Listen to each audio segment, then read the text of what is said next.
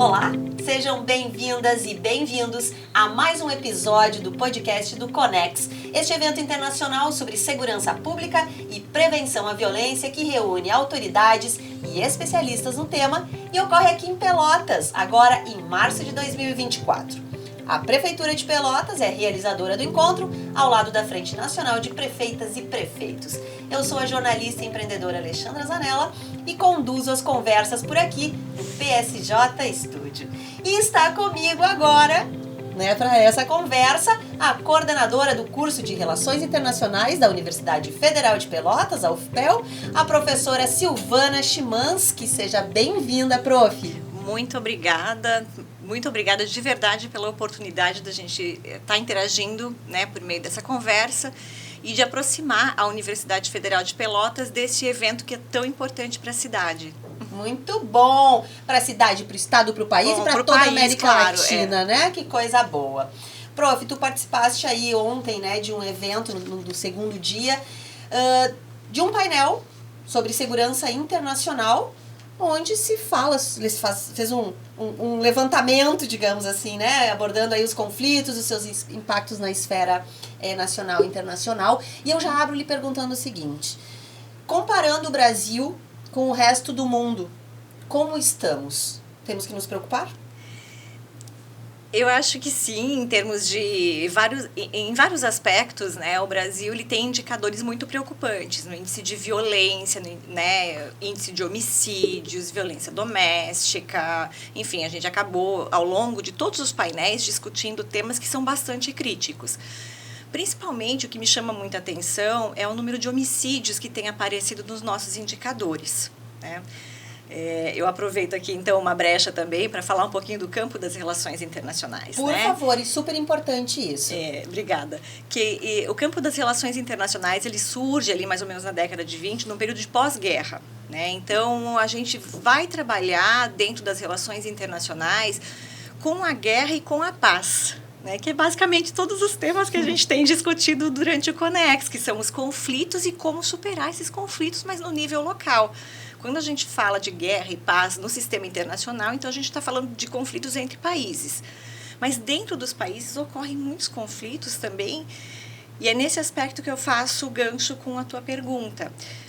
Porque nós temos que nos preocupar, porque apesar do Brasil ser um país que não está em guerra com outros países, nós temos indicadores domésticos da taxa de homicídios, índices de criminalidade, indicadores prisionais, que nos aproximam muito de regiões que têm guerras com outros países. Nossa, esse é um dado muito preocupante. Exatamente. Então, apesar de ostentarmos um título de sermos um país pacífico, na verdade, é para refletir. Pacíficos em quais aspectos?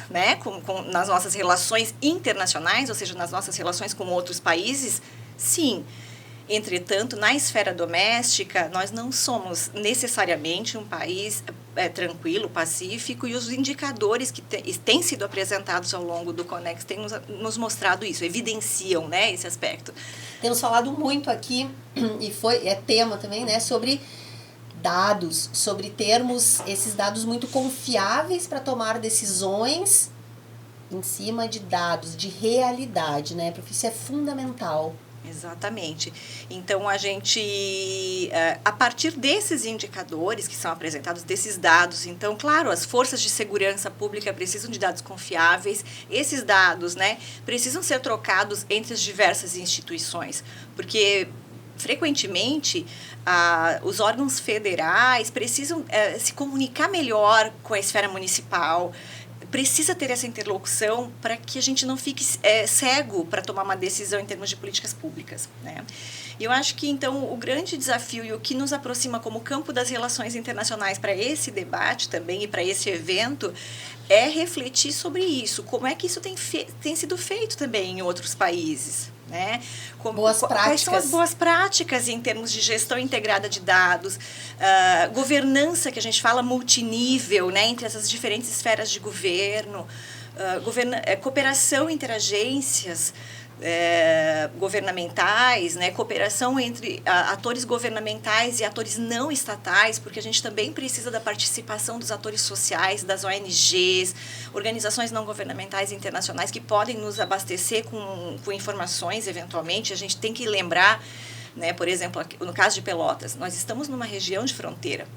Certamente, sim, então, é uma característica. E o Brasil, né, é um dos grandes problemas do Brasil. Somos um país gigantesco, continental, com muitas fronteiras. E fronteiras muito diferentes entre si, né? Como esse país, cada estado, são dentro de um mesmo estado, se pensarmos no Rio Grande do Sul, quantas características diferentes e culturas diferentes. Imagina no tamanho que é o Brasil. Exatamente. Então, a formulação de políticas públicas no Brasil é realmente um aspecto, acho que bem desafiador, porque é a reflexão que a gente traz. Muitas vezes uma política centralizada que não permita uma maior interação e um diálogo, né, com os entes subnacionais, vai criar um padrão, um modelo geral, mas que não se aplica. É muito diferente criar uma política pública aqui para a região do extremo sul, que é uma região de fronteira, do que pensar na política para a fronteira no sudeste ou no norte do Brasil, na região amazônica, né? Então, eu acho que as reflexões que têm sido trazidas nesse evento, no Conex, tem um pouco direcionado, né, ao que a academia já tem mapeado. Então, isso também é uma satisfação muito grande, né, como acadêmica, verificar que a gente percebe também que a literatura nos sugere, pelas boas práticas internacionais e pelos debates que a gente tem em esferas internacionais, algumas direções que têm sido apontadas também pelos participantes do Conex, no sentido de que precisamos melhorar um pouco essa formulação, precisamos de mais participação na formulação de políticas públicas e trazer muito esse recorte, esse olhar também regional, porque são realidades diferentes, né, nesse país que é tão imenso e que não tem uma fórmula única, inclusive não tem fórmula. Que bom se tivesse, né? Inclusive não um tem passo fórmula, a passo. Né? Porque como a gente fala, lidar com todos os desafios, né, que nós temos, sendo um país carente de recursos financeiros, não dá para negar, a gente não vai ter recursos financeiros para todas, né, as políticas que nós gostaríamos de implementar, então também temos que ser criativos nesse aspecto. E aí, de novo, chama um pouco a atenção para o campo das relações internacionais, né, para a necessidade de inclusão de mais internacionalistas em todas as esferas de governo, porque a gente trabalha muito com captação de recursos internacionais para projetos, né? E esses projetos internacionais, eles requerem uma expertise no seu processo de formulação, de consolidação de dados e de justificativa, que apesar de demorar, é um processo demorado, não é um processo rápido, mas costuma também atrair ali investimentos que muitas vezes é difícil de conseguir com outras esferas de governo, né? Então, eu acho que é uma possibilidade que os internacionalistas têm de contribuir de uma forma bem significativa com todas as esferas, né, da sociedade, tanto com ONGs, mas especialmente com prefeituras, com entes federados e com a própria esfera federal, com o governo federal. A gente já tem, preciso, isso que tu está falando, né? É preciso, a gente já diminuiu um pouco o que eu brinco que é o vale de lágrimas entre a academia e a vida aqui fora. Exatamente. Já diminuiu muito, né? Mas ainda precisa diminuir, precisa estar mais integrado, né, prof? Como é que tu vê isso? Precisa. Eu acho que eu vejo... Não é impossível, mas a gente precisa de vontade dos dois lados, né? Acho que uma dificuldade que a gente tem para trabalhar com esse aspecto, né, de contribuir um pouco mais com os governos municipais ou mesmo com os governos estaduais, né, dos entes federados, é o prazo, né, de gestão que tem um gestor público. Ele é eleito, ele vai ficar 4 anos e normalmente um projeto demora mais do que isso, né, desde a sua execução até a sua implementação e execução. Então, eu acho que isso acaba sendo um limitador, né, que de alguma forma, se a prefeitura ou se o governo de estado não tem uma estrutura já própria de relações internacionais, é muito difícil, desde que ele é eleito, né, desde que assume o mandato, criar essa estrutura e aí começar um projeto do zero. Não dá tempo. Não dá tempo. Então, fundamental que as políticas sejam de Estado e não de governo. Fundamental, né, nesse aspecto, para a gente pensar em termos de desenvolvimento, de melhores práticas, e especialmente sobre essa ótica internacional.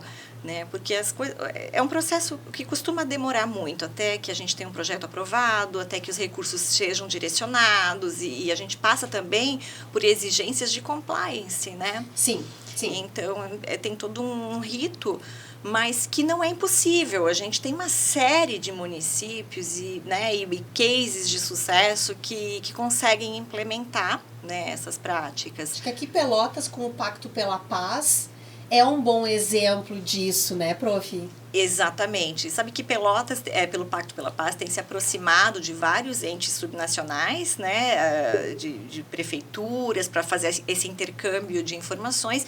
E, acima de tudo, acho que está abrindo uma oportunidade para se vincular a redes, né, de cidades internacionais que se preocupam também com esse tema, né, esse objeto. E também esse é um aspecto, acho que o desafio que eu fiquei de te responder antes. O primeiro desafio é a questão do tempo da gestão, né, que costuma ser curto para os projetos internacionais.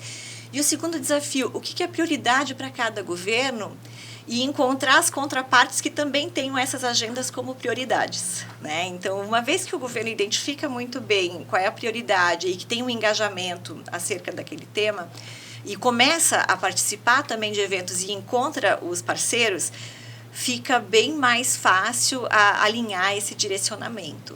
E aí tu não tem várias pessoas, equipes super competentes, cada uma andando de um jeito, e às vezes tem muita sobreposição. Sim. Se a gente juntar a força aí, todos do mesmo projeto, é mais rápido e é mais potente. Exatamente, né? A sobreposição é justamente a falta de diálogo dentro das próprias instituições, né? A comunicação interna, que, claro, é um desafio também que a gente vê não só dentro do poder público, em várias instituições, né? Mas que tem formas de superar isso, né? Eu acho que com vontade e com bom trabalho se faz. Eu até queria aproveitar para fazer um gancho, né, e falar um pouquinho que logo que eu cheguei em Pelotas e comecei a trabalhar na universidade... Há quanto tempo tu está aqui em Pelotas? Eu estou em Pelotas há 5 anos, né, trabalhando na Universidade Federal, e que tinha o curso de Relações Internacionais aqui já há 10 anos, né. E aí, pensando como é que a universidade pode se aproximar dos municípios, porque eu acho que é isso também, a universidade sempre tem uma massa crítica importante. Muito. Que precisa dessa abertura, né? Ainda mais quando estamos falando de uma universidade pública. Exatamente, tem a sua responsabilidade também de entregar algo para o território onde ela está situada, né? Então, eu comecei a pesquisar um pouco, porque a gente vai localizando as informações um pouco dispersas, e a cidade de Pelotas tem 3 cidades irmãs internacionais, né? Uma irmandade com a cidade de Suzu, no Japão, que é uma irmandade da década de 60, ou seja, olha só, é uma coisa super antiga, num período de Guerra Fria. Eu comecei a ficar intrigada. Eu falei, gente, como é que pode? O que estimulou essa irmandade? Na sequência, identificamos que tinha uma outra irmandade com a cidade de Aveiro, em Portugal, né? E aí, sobre essa irmandade já achamos um pouco mais de informação e tudo, e com a cidade de Colônia do Sacramento, no Uruguai, também é um acordo bem mais recente. Então, esse tipo de acordo ou de arranjo internacional é um acordo internacional, um convênio entre cidades. Ele não gera nenhum tipo de direito ou obrigação para o município, né? Mas ele gera uma série de oportunidades, e quando o município ele tem uma política bem delineada, a interlocução com essas cidades irmãs fica fácil no sentido de trocas de experiências, porque eu acho que é esse o aspecto, né? A gente muitas vezes não precisa criar nada, a gente tem que ver o que os outros estão fazendo em termos de boas experiências. Então, eu acho que quando cheguei em Pelotas, a gente começou a mapear o que já tinha sido feito, né, em torno dessas cidades. As informações realmente elas são muito dispersas, não tem arquivos. Olha a importância de registrar as coisas, né? Exatamente. Então, acho que agora a universidade, como universidade, a gente tem um projeto de extensão que a gente criou, um site inicial, assim, para a gente começar a consolidar essas informações. Então, o site chama Cidades Irmãs. Um repositório. E a gente está colocando o que a gente consegue de informação ali. Mas eu acho que o grande objetivo é esse daqui para frente, né? A partir disso, de que maneira que a gente pode estimular que a cidade utilize esse tipo de instrumento que é brando, que não tem nenhuma obrigação, que né, para fazer uma maior interlocução de práticas com essas cidades. E a maioria dos municípios brasileiros tem cidades irmãs com contrapartes estrangeiras, e que muitas vezes o poder público não executa nenhuma ação, né? Não aproveita essa oportunidade. Aproveita como uma oportunidade que pode ter. Então, a gente está trabalhando firme nessa proposta de dar um pouco mais de vida, né, para algo que é apenas conceitual e que muitos chamam de... a gente tem um jargão nas relações internacionais, quando a gente quer dizer que algo que é mais protocolar e que não tem tanta execução prática, que é de perfumaria, né? Adoro. Então, a gente não quer mais acordos de perfumaria, a gente quer acordos que possam... Porque não cabe mais nesse momento em que o mundo está, simplesmente ser só perfumaria para ter um evento, e olha, assinamos o contrato, recebemos uma pessoa de fora, né? Exatamente. Então, eu acho que esse é um aspecto importante, como a gente tinha falado agora anteriormente, né, de se conectar com parceiros de outros países, com propostas de agenda similares, fazer esses intercâmbios e aplicar, de repente, para projetos, participar de projetos conjuntamente, a partir da cooperação internacional, né, o que a gente chama cooperação internacional descentralizada, que é um termo, né, que quando não envolve recursos financeiros, até recursos financeiros ele tem que passar pelo Itamaraty, mas quando não envolve temas de segurança, são mecanismos muito brandos, né, e é muito suave de atuar na esfera municipal. Então, acho que a proposta dos cursos de relações internacionais, né, no sentido de apoiar os municípios e os entes federados, é nessa linha, né, de estimulá-los a olhar para o internacional como um mundo realmente de oportunidades, muitas vezes, ou para boas práticas, intercâmbios de boas práticas, para acesso a recursos financeiros, acesso à cooperação técnica, né? Ou as nossas práticas também podem ser exportadas, como eu acho que é o caso que tem sido o Pacto pela Paz, né? Nós que estamos na cidade temos muito, e acompanho aí pelas redes sociais, as pessoas são muito críticas e tudo, né? Gente, mas a gente está no Brasil, como eu falei no início, né? Os nossos indicadores de segurança não são nada... animadores, de uma certa forma, mas algo está sendo feito, né? Eu acho que a tentativa de fazer algo já é melhor do que não fazer nada. Melhor. E também o Pacto pela Paz é uma metodologia, digamos assim, um pouco diferente do que a gente vem acostumado a ver, né? Exato. Como a prefeita esteve aqui junto com a Tâmara, que ajudou na implantação do pacto, falamos muito sobre isso foi um caminho diferente, sem um alto investimento ou compra de equipamentos, armas. É um outro olhar, um outro caminho. Se a gente quer um resultado diferente, é preciso fazer diferente, né, prof? Exatamente. E eu sempre reforço, né, que, por exemplo, o campo das relações internacionais, ele surge um pouco desse olhar. Porque a Universidade de Aberystwyth, onde a Cátedra de Relações Internacionais foi criada na Inglaterra, no pós-Segunda Guerra Mundial, os professores entravam na sala de aula e não tinham mais jovens estudantes, todos tinham morrido nas guerras, né? Então, os professores, assim, se organizaram, fizeram vários memoriais em torno dos alunos, né, que tinham lutado na guerra, e começaram a refletir que o mundo não poderia mais tomar esse caminho de autodestruição. Né? Olha que grave isso, não ter alunos jovens em sala de aula porque estão mortos. Mortos em guerras. Uma guerra. Exato. Então, que nem é deles. Né? Exatamente. Diretamente, assim. Exato. Não teve uma escolha. Não tem escolha, né? A convocação, né, para o serviço militar, ele, né, tem uma série de consequências. Então, o campo ele surge no sentido de refletir sobre alternativas à guerra. Né? E as alternativas são o diálogo, a diplomacia, a conversa, as negociações, que é mais ou menos a proposta do Pacto pela Paz. Né?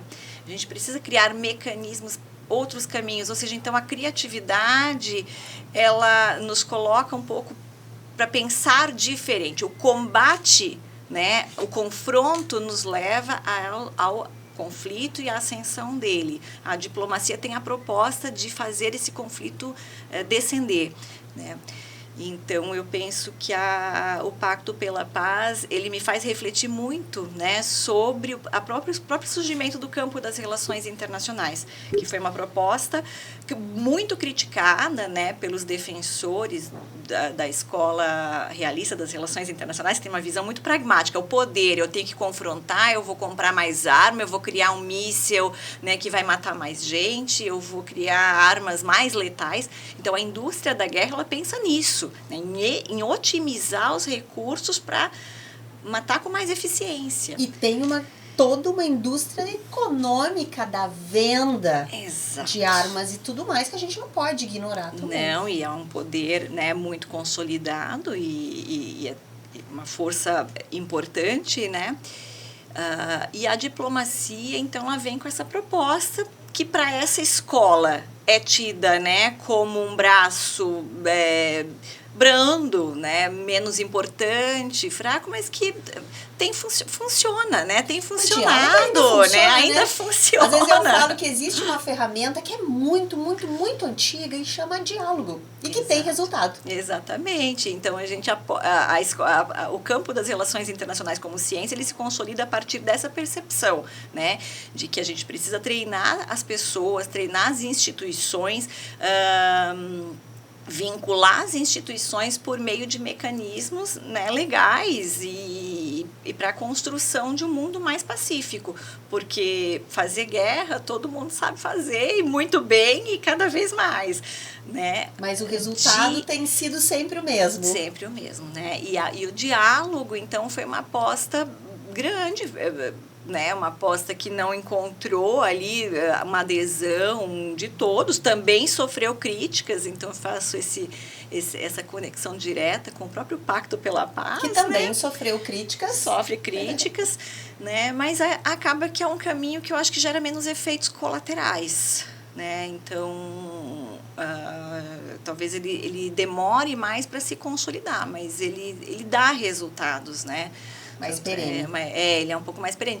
Então que daí está o Brasil aí, né, que investiu sempre na sua diplomacia, né, tanto com os vizinhos, sempre pelas boas práticas, e a gente, de alguma forma, se mantém aí em paz, né, internacionalmente. Mas, então, assim, esses indicadores domésticos precisam, né, é um problema, então, doméstico do país que a gente precisa trabalhar por meio dessas instituições que nós temos. E aí o Conex... Vamos conectar com o Conex, essa tua fala aí. Uhum.